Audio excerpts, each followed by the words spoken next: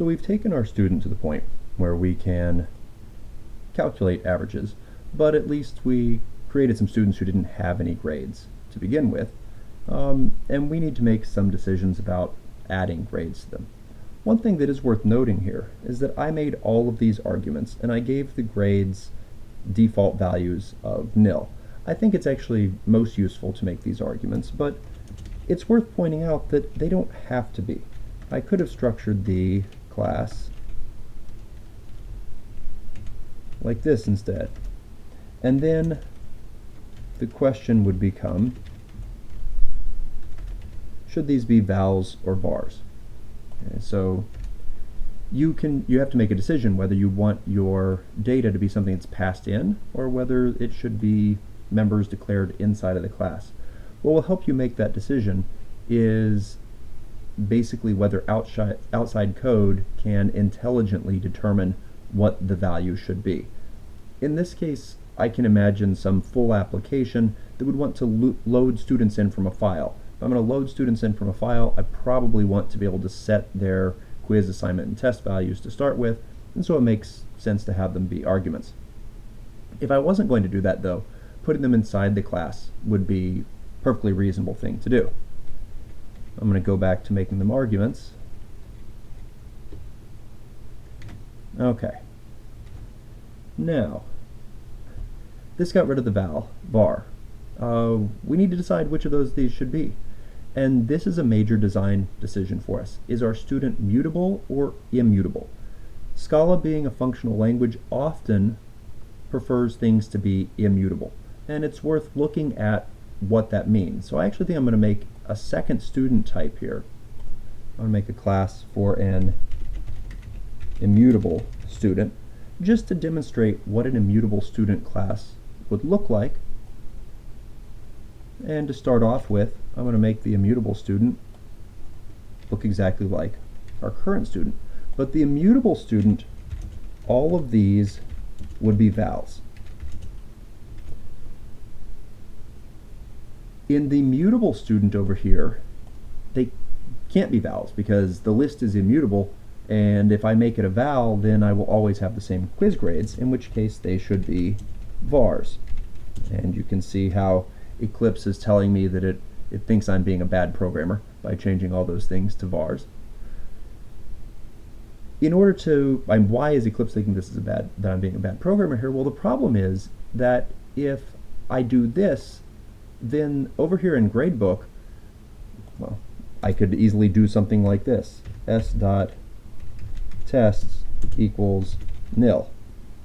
Okay, I could make it so the print student just clears the test grades. Well, that's really not a good thing to be able to do. If this were a large project, if I had many thousands of lines of code in here, the ability to accidentally bury a line someplace that just erases all of the students' tests, that would be bad. The only thing that should really be able to change the student tests should be inside of student. I should have methods inside of here. Nothing else should be able to do it. That is where the accessibility modifiers come in. And this is kind of a key feature of most class-based object-oriented languages, the ability to make certain elements in a class private. Now, I don't have to do this for my immutable version because it's all immutable. No other code can mess it up, so it's perfectly happy having this be public. Whereas here, because they're vars, they really need to be private. As a general rule, all mutable data, whether it's because it's a var or it's something like an array, those things should always be private. In addition, if you have methods or other stuff that's implementation details that the outside code doesn't need to know about, you should probably make that private too. Because if something doesn't need to know about it, don't bog them down with it, and don't make it so they can actually accidentally call something that will screw things up. So let's just compare what would the code to add a quiz look like here versus in the immutable case. So add quiz here, we're going to pass in a new quiz grade. Actually, how about I just call it grade, which is an integer because all of our quizzes have integers. In this case, we're going to return unit. I'm not really, there's no information I need to give you back. You gave me a grade. I'm going to add it to this list. And so what I'm going to do is say quizzes cons equals the grade. Okay. We've seen previously how you can do plus equals, you can also do minus equals, you can also do cons equals. It works the same way. It's just a shortcut so that I don't have to type the word quizzes twice. I could say quizzes equals grade cons quizzes, but this is just a shorter way to do it. What about in the immutable case?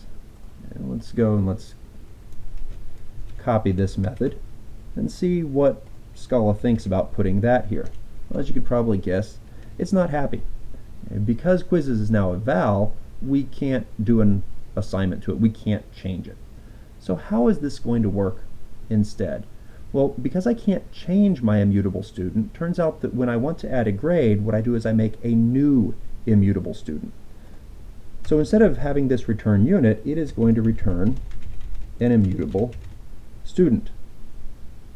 And that new immutable student needs to have all of the values that the original student had. So we'll say it's a new immutable student.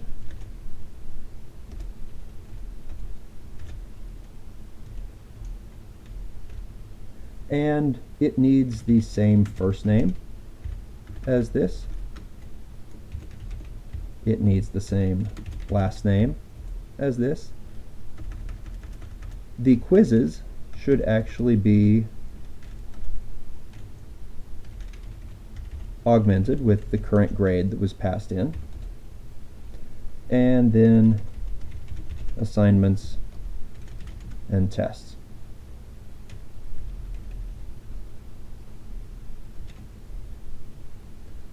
So we're basically building it's kind of a copy of this, where we have modified the one field that's been altered. And this might sound somewhat inefficient, but it turns out that the memory overhead of this is very limited, because the string types are immutable. You're actually just storing references to the same strings. You're not making copies of the strings.